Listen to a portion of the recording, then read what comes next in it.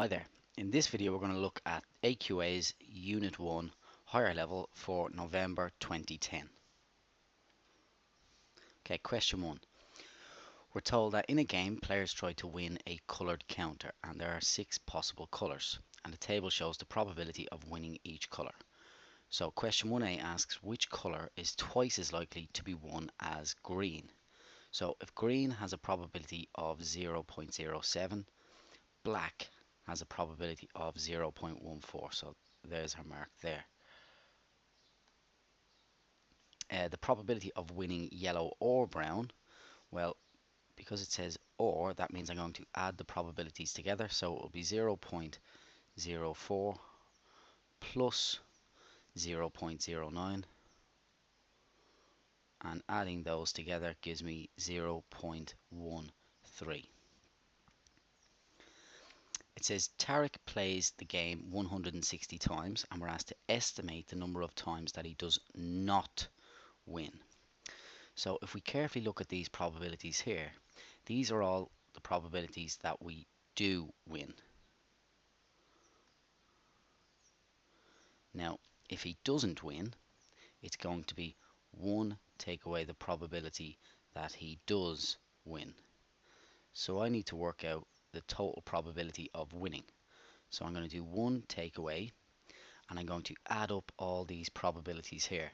So I'm going to do 0.04 plus 0.07 plus 0.09 plus 0.1 plus 0.13 plus 0.14, which gives me 0.57.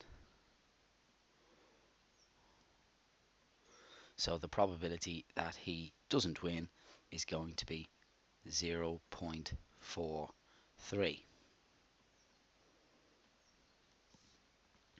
Okay, question 2. A company makes 400 Christmas toys and each toy costs £4.70 to make. 1/4 of the toys are given away to a children's home.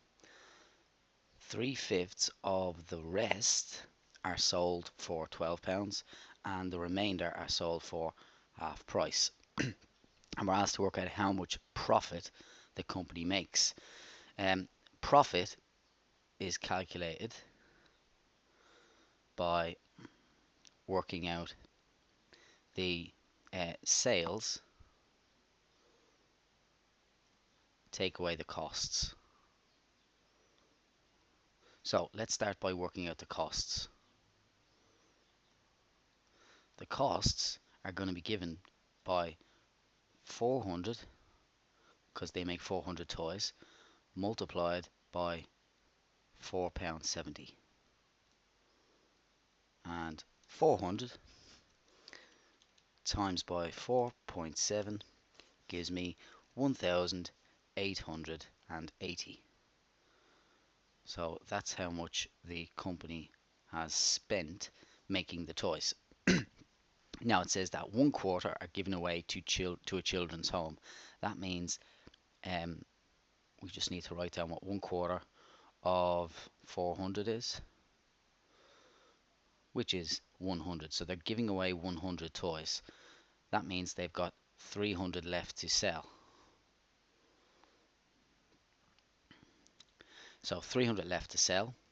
It says 3/5 of the rest of these 300 are sold for £12. So I need to work out 3/5 of 300.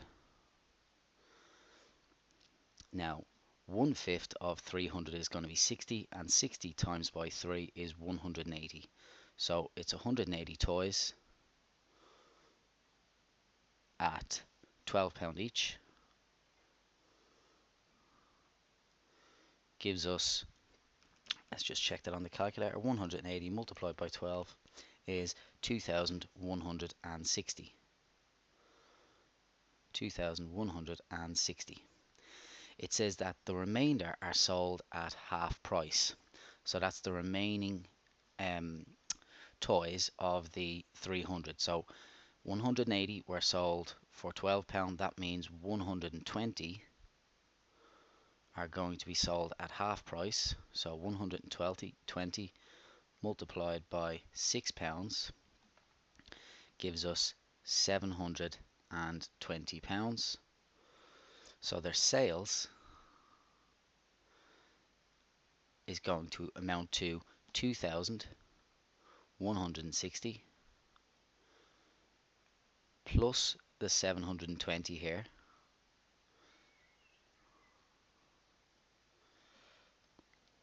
which gives us £2,880.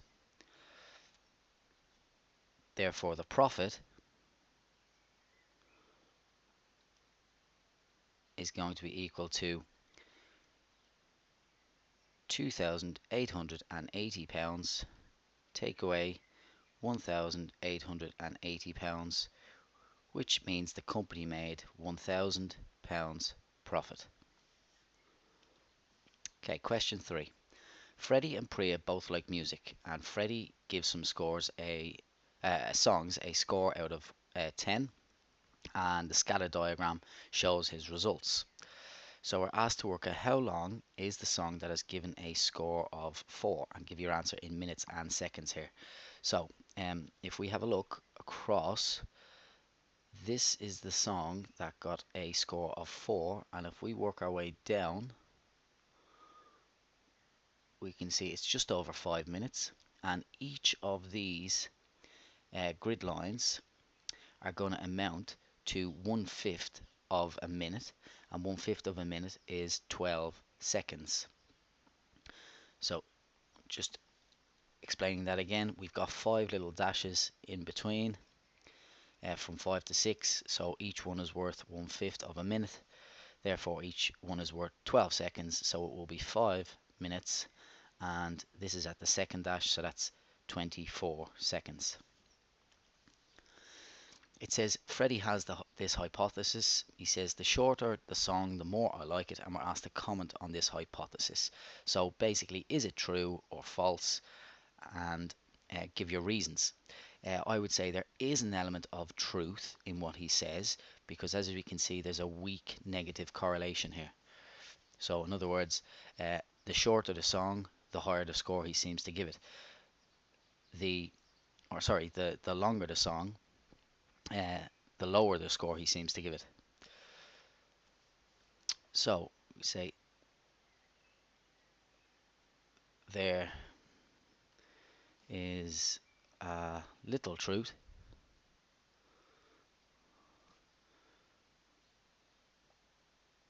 in this,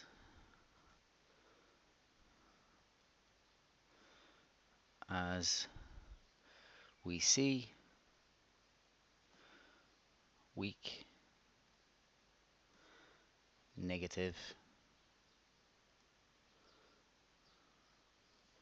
correlation.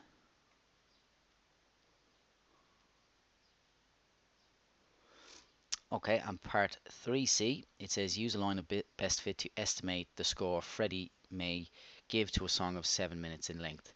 So we need to draw in a line of best fit. A line of best fit in general, we want to have roughly the same number of points either side of the line. That looks about right there for me. And it said for 7 minutes, song of 7 minutes long. So if we come along, 7 minutes is roughly around here. I reckon he would have given it a 5. Okay, moving on. It says Priya also gives some songs a score out of 10, and she has a different hypothesis. She reckons that the longer the song, the more she likes it, and it's strongly supported by the data she collects. So we're asked to plot some points on the grid to show how the scatter diagram may look. It says strongly supported. That suggests a strong correlation in what she said. So the length of the song will give a higher score the longer it is.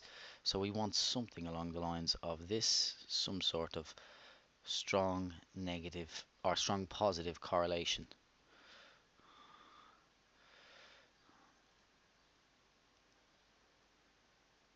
So something like that will get you the mark there.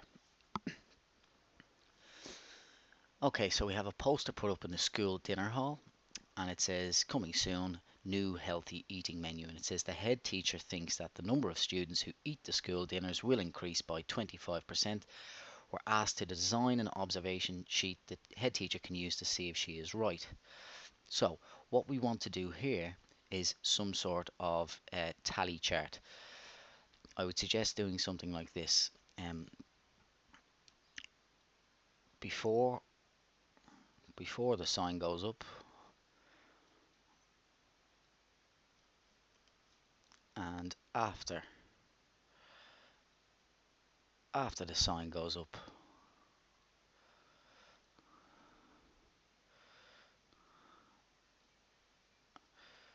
So we want something like this, and then we want to tally uh, students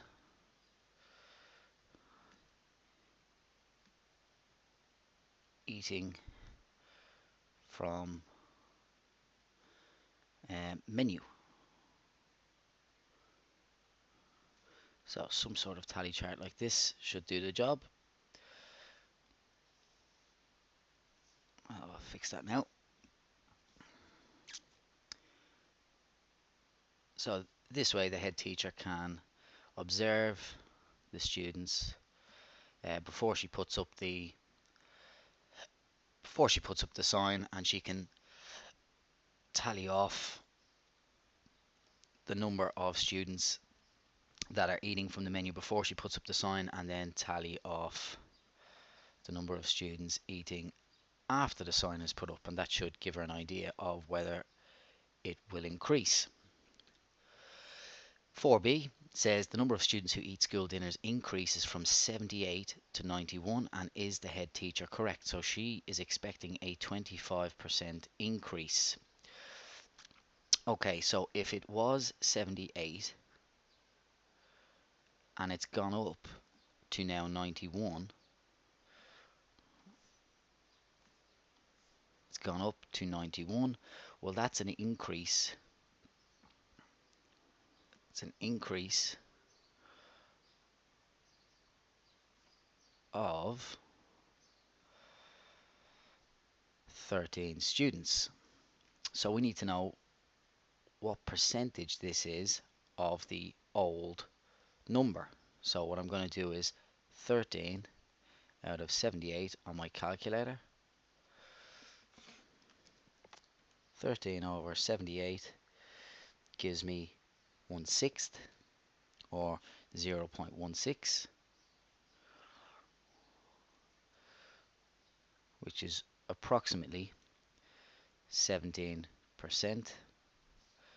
So that implies head teacher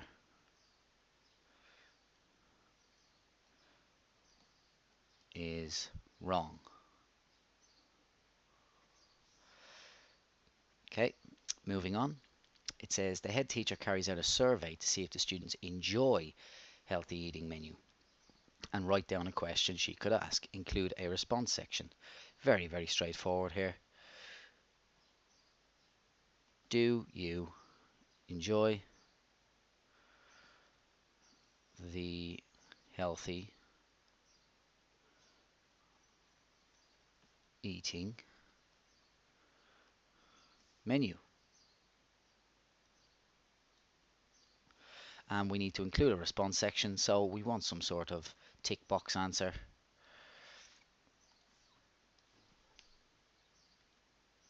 So let's go with something like this.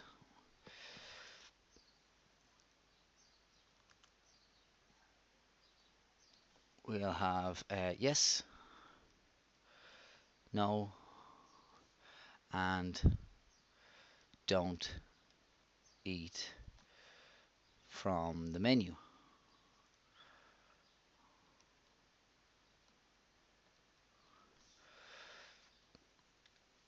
Continuing on, it says Peter and Alice buy a set of golf clubs for their mother, and they pay in a ratio 4:3.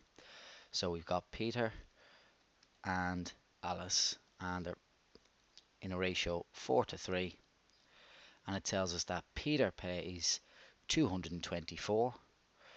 So his amount is 224, and we're asked to work out how much Alice pays.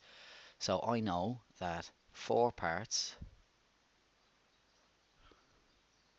must be equal to 224. That means that 1 part must be equal to 224 divided by 4.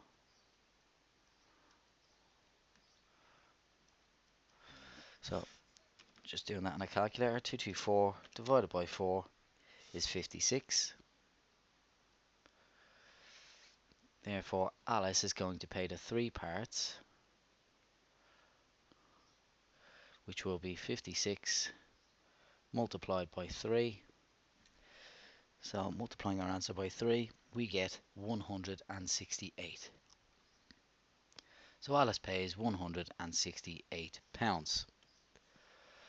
Moving on, a teacher asks 40 boys to solve a problem. She records the time taken only if a correct answer is given, and the times are shown. So it says show that the percentage of boys who give a correct answer is 60%. Key thing here is there's 40 boys. She only collects the information if they give a correct answer. So how many boys actually gave a correct answer? I'm going to count all the leaves in the stem and leaf diagram. So we've got 1, 2, 3, 4, 5, and 4 is 9, 12, 15, 18, 19, 20, 21, 22, 23, 24. So 24 out of the 40 boys gave a correct answer. Doing that on our calculator, 24 out of 40 is 3/5, which is 0.6, 0.6, which equals 60%. There's your 2 marks there. Continuing on, it says 40 girls are given the same problem. 20 of the girls give a correct answer, and it says the information about the times taken of girls who give a correct answer is shown. So it says compare the times with the times taken of the boys who give correct answers. Okay, and like I've said in videos gone by, when you're asked to compare two data sets, you should always talk about a range or interquartile range where possible, and the median or an average. So I'm going to look at the range and the median. So range of boys equals, so checking the boys, the range of boys is going to be 59 seconds, take away 10 seconds. So 59 take away 10 is 49 seconds.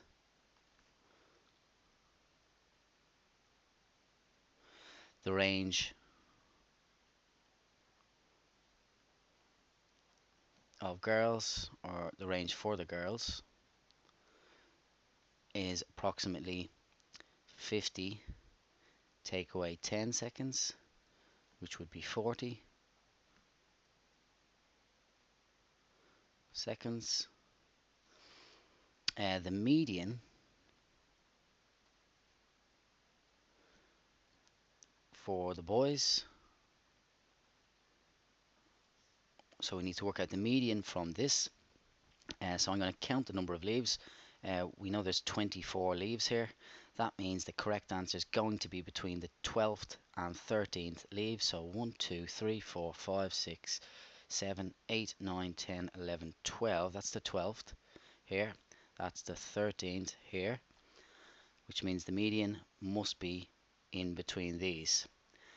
Just to further confirm that, I should have the same number of data points to the left of the median and to the right. So let's just count.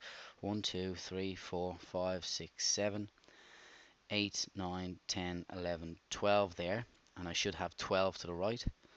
1, 2, 3, 4, 5, 6, 7, 8, 9, 10, 11, 12. So I'm absolutely right with this.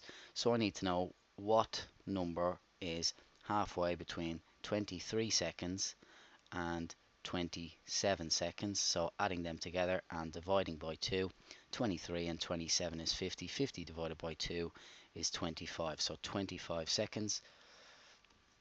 The median for boys equals 25 seconds. Median for girls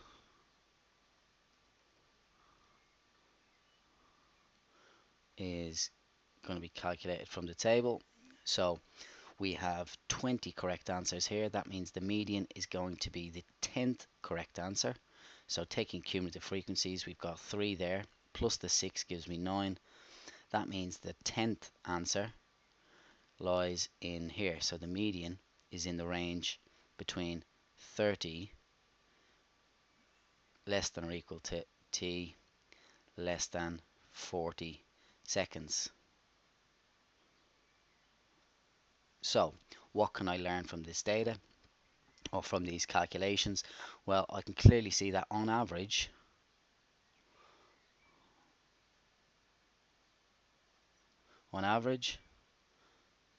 the boys were faster because their median is below what the girls got. However, the girls were more consistent because they have a smaller range.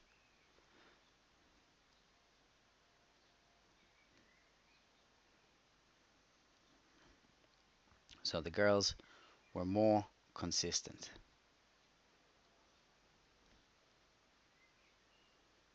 Another way of putting that is you could say the boys were more varied because they have a higher range. Okay, on we go.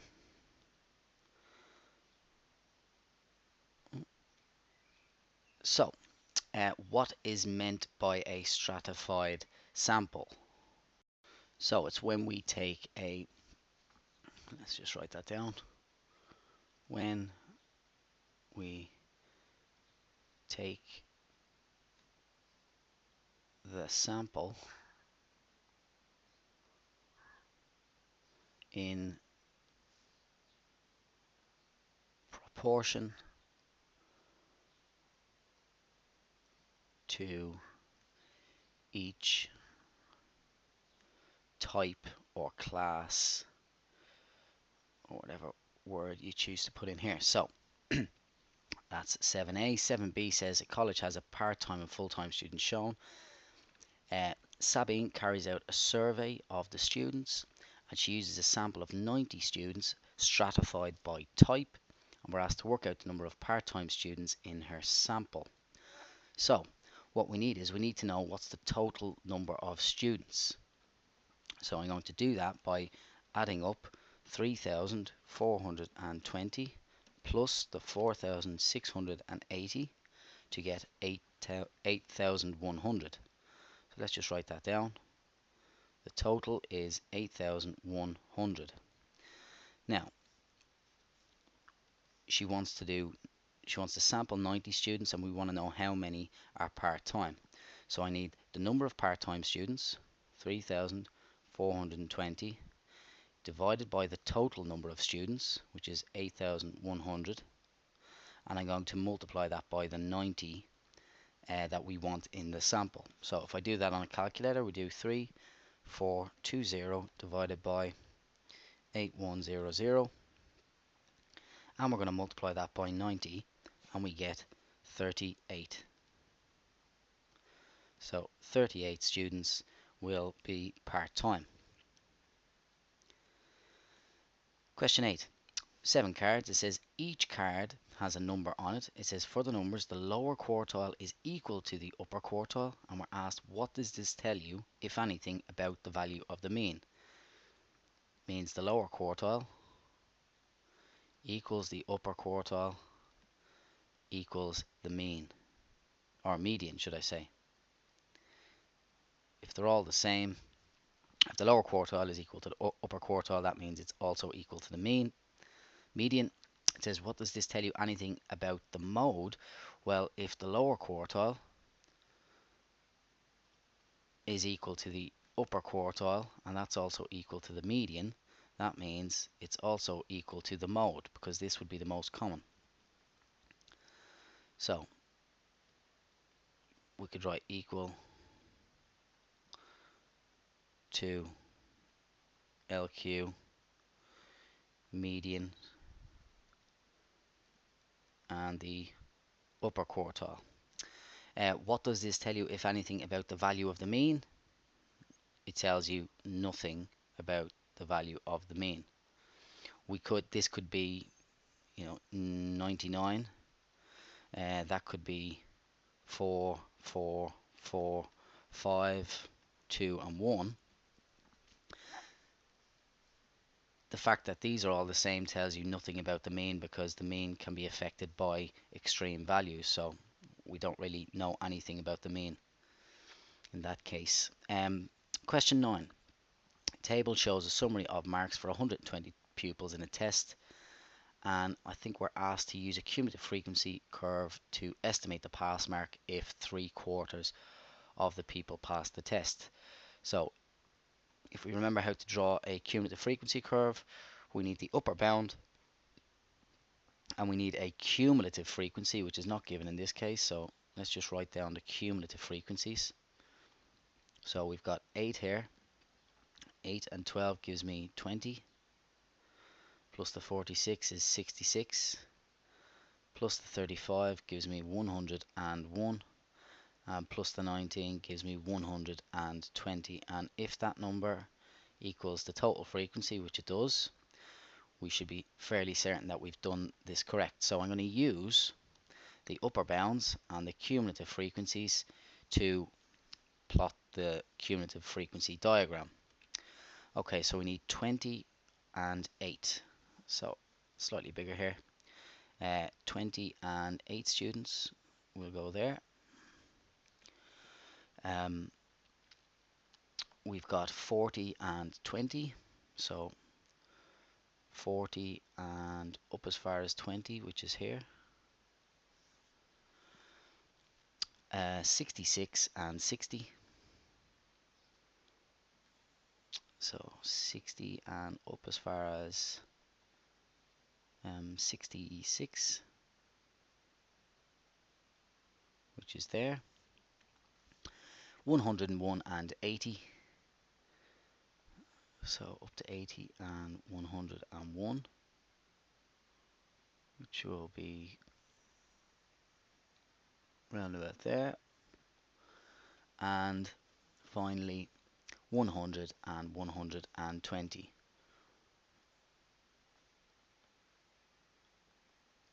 which is right here. So what we're going to do is we're going to join each point up using a straight line. You can do it using a curve, but just as easy to do it using straight lines.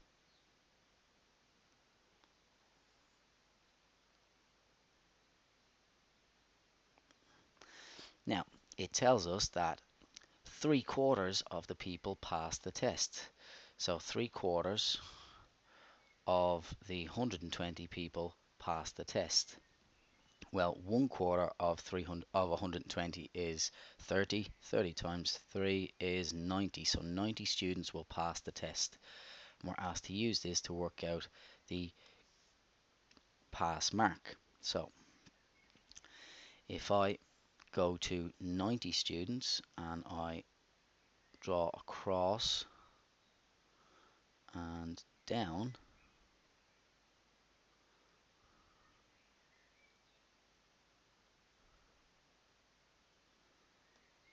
that suggests that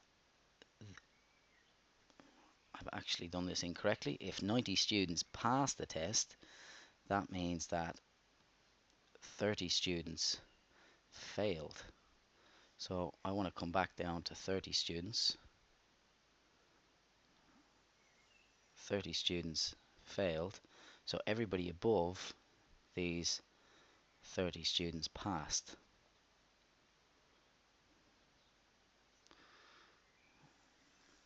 Okay, let me just explain that again briefly. So 90 students, 90 passed. That means that 30 students failed. So all the students in this region here have failed the test. Everyone above this, or the 90 students that are above it, have all passed. So these have all passed. And we're asked to work out the pass mark. From this, I reckon the pass mark to be around 44. So 44 marks.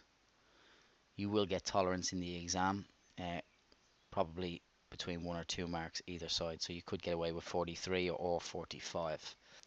Okay, so here we have the table again, and we're told that 2 of these 120 people are going to be chosen at random, and it asks us to work out the probability that both score over 60. So anyone that scored over 60 is going to be in this category here. So if I choose the first person out of the group, the probability that that person is over 60, so let's write that down, the probability of over 60 when I choose the first person is going to be equal to, well, 35 and 19 gives me 54 out of the total number of people, which is 120. So that's when I select first. When I go back again to select a person, so the probability of over 60 marks is now going to be 53 out of 119. So to work out the total probability, what I'm going to do is multiply these together because I want both scenarios to happen. So it's the AND law of probability. So 54 out of 120 multiplied by 53 out of 119. Doing that on a calculator, 54 out of 120 multiplied by 53 out of 119 gives us 477 out of 477 out of 2,380. Okay, 9b. It tells us to work out the probability that one scored over 80 and the other scored under 80. So we have to think there's actually 2 ways of this happening. So we could have over and under,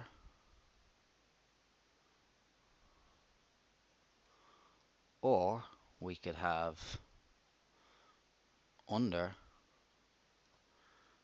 and over. What's the probability of somebody scoring over and under? Well, that's going to, the probability that somebody scores over 80 is going to be 19 out of 120, and under multiplied by 101 out of 120.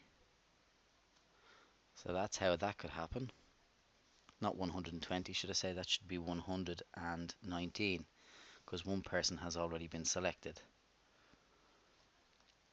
And because it's or, I add that to the probability that we get under and over.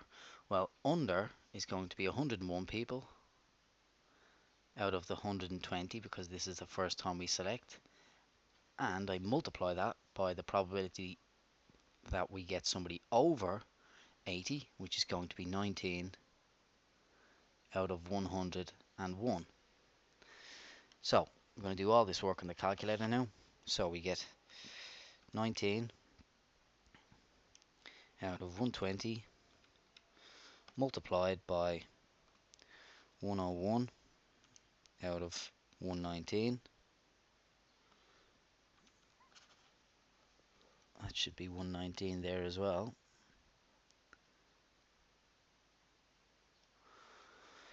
And adding 101 out of 120 multiplied by 19 out of 119 gives us a grand total of 1919 out of 7,140. So again, just to really quickly explain what's going on here, I need over and under as the probability of over. because it's and, I multiply that by the probability that somebody is under. Remember, it's conditional, so this has been reduced. Or, so I'm going to add that to the probability that we get somebody under and over. Probability that somebody's under is 101 out of 120 multiplied by the probability that somebody's over, which is now going to be 19 out of 119. And then let the calculator do the work.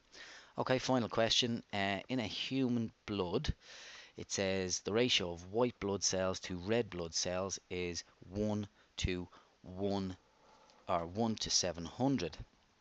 And we're asked to work out the minimum number of white blood cells in a man's blood if he has 3 by 10 to the 13 red blood cells to one significant figure. It says give your answer in standard form.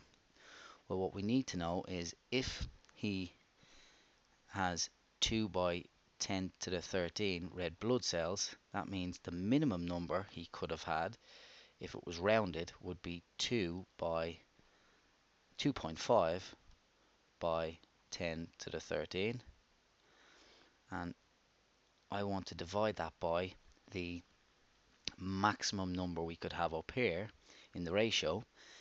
If it's 1 to 700, correct to the nearest 100, that means he could have had, the ratio could be 1 to 750 if we were rounding it. So if I divide those, we do 2.5 by 10 to the 13 and divide that by 750, we get 3.3 recurring by 10 to the power 10. So we can just write that as 3.33 by 10 to the power 10. Okay, that's it for this video. Hopefully you found it useful. Best of luck with the revision, and I'll talk to you again sometime.